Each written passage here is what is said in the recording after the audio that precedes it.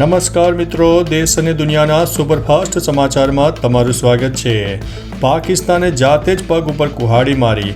ભારત માટે એરસ્પેસ બંધ કરીને પાકિસ્તાન પોતાનું નુકસાન કરીને બેઠું છે। 2 મહિનામાં 127 કરોડનો ફટકો લાગ્યો છે। અમેરિકામાં મોંઘવારીમાં બેફામ વધારો, ટ્રમ્પને હાથના કર્યા હૈયે વાગ્યા છે। ટેરિફ વોર ભારે પડી ગયું છે।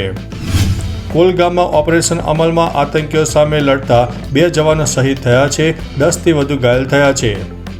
ગુજરાત રાજસ્થાન બોર્ડર આસપાસના વિસ્તારોમાં 9 ઓગસ્ટના રોજ ભૂકંપના આંચકા અનુભવાયા હતા, જેમાં રિક્ટર સ્કેલ ઉપર 3.6ની તીવ્રતાનો ભૂકંપ નોંધવામાં આવ્યો છે। 4.5 કિલોમીટર લાંબી માલગાડી રુદ્રાક્ષે 14 કલાકમાં 400 કિલોમીટરનું અંતર કાપી દીધું છે। રક્ષાબંધને દિલ્હીમાં ભારે વરસાદ ખાબકી ગયો, અનેક વિસ્તારો જળબંબાકાર થઈ ગયા, ચારે તરફ ટ્રાફિક જામના દ્રશ્યો સર્જાયા। બ્રહ્માસ્ત્ર સાબિત થયા બ્રહ્મોત્સવ અને આકાશ તીર। DRDO ચીફે જણાવ્યું છે કે કેવી રીતે ભારતીય શસ્ત્રોએ પાકિસ્તાનને હંપાવી દીધું હતું।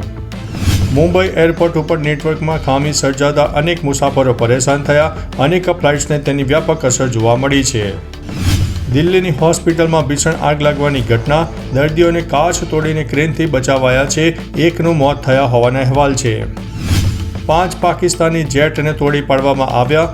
ઓપરેશન સિંદૂર ઉપર વાયુસેનાના વડા APCનું મોટું નિવેદન સામે આવ્યું છે। લોકસભામાં 11 ઓગસ્ટે રજૂ થશે નવું આવકવેરા બિલ, સ્લેબમાં કોઈ ફેરફાર નહીં થાય। રાહુલના મત ચોરીના આરોપ ઉપર ચૂંટણી પંચે કહ્યું, સોગંદનામા પર સહી કરો અને માફી માંગો।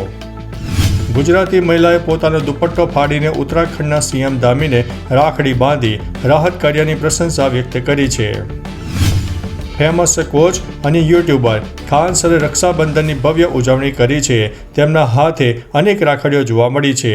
તો ચાલો મિત્રો, ફરીથી દેશ અને દુનિયાના સુપરફાસ્ટ સમાચાર લઈને મળતા રહીશું। ત્યાં સુધી અમને રજા આપશો। નમસ્તે।